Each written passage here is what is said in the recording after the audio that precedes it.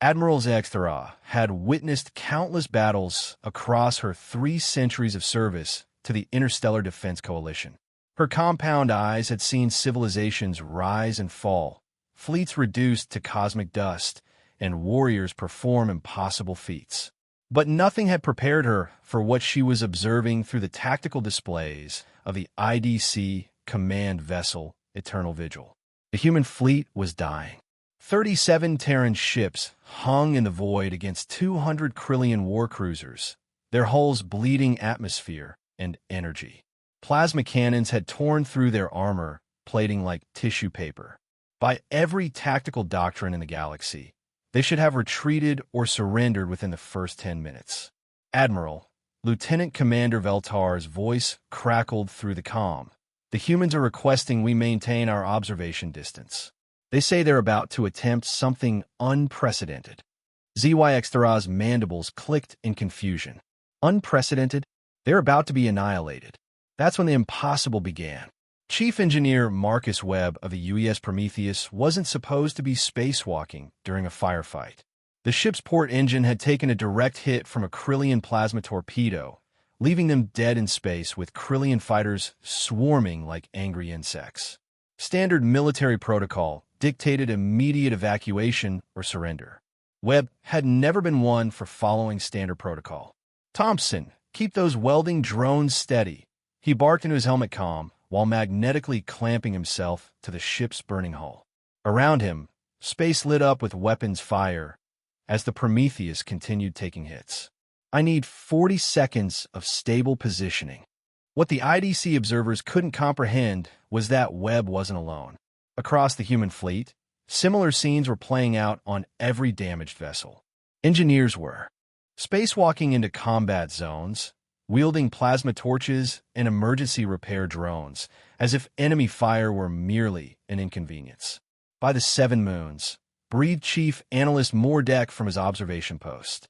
They're conducting repairs during active combat. But that wasn't the strangest part. The humans weren't just repairing their ships, they were improving them. In real time, under fire, Webb had identified that the Krillian plasma weapons operated on a specific frequency that created molecular instability in standard Terran armor. Instead of simply patching the breach, he was installing jury-rigged frequency dampeners cobbled together from spare navigational equipment and comm relays. "Admiral, you need to see this." Veltar's voice was tight with disbelief. The human vessel Aurora just took 17 direct hits to its starboard section. It should be venting crew into space. On screen, the Aurora was indeed venting, but not crew. It was ejecting what appeared to be metallic debris in precisely calculated patterns. Within minutes, that debris had formed a crude but effective shield matrix, deflecting subsequent plasma bolts. "They're using their battle damage as raw materials," ZYX-Thara whispered. Across the void, Captain Elena Rodriguez of the Defiant was coordinating something that no military academy in the galaxy taught. Her engineering teams weren't just keeping the ship operational. They were hot-swapping damaged components with parts salvaged from destroyed sections, creating hybrid systems that operated beyond their original specifications. "Engine room, can you give me 5 more minutes on the port thruster?" Rodriguez called out as another Krillian salvo rocked the bridge. "Ma'am, the port thruster was destroyed 20 minutes ago," came the reply from Engineer Park. "But I've rigged the waste recycling system to provide emergency thrust. It's not pretty, but it'll do." The IDC observers watched in stunned silence as human ships that should have been debris began fighting back with renewed vigor. More disturbing still, they were winning. The Krillians, for their part, had never encountered an enemy that treated combat damage as an opportunity rather than a setback. Their tactical algorithms, perfected over millennia of warfare, simply couldn't process what they were seeing. When the UES Marathon, its hull more patchwork than original plating, rammed through a Krillian formation while somehow still maintaining artificial gravity and life support, Admiral ZYX-Thara finally understood why the humans had requested they maintain their distance.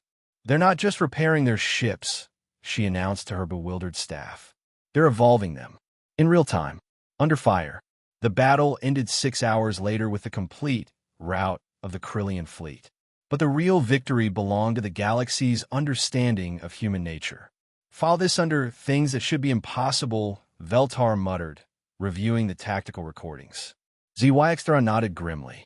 And note, never assume humans are defeated until you've confirmed they've run out of spare parts.